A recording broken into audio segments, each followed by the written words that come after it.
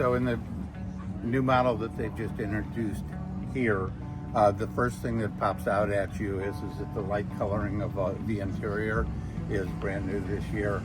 The water pump switch at the galley has now been installed, so I never have to do it again. There are exterior graphics that look really nice.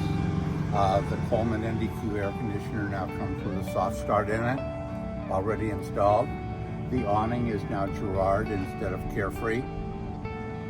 There's no longer a ladder that goes on the outside automatically. They sell these with a telescoping ladder that you can install wherever you want it.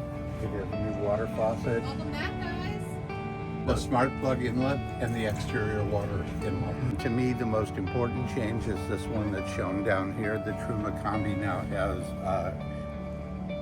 it's now fired by gas instead of propane. This is a 2025 K. It's not the KL, it's the K. And it's just a beautiful with a new two-tone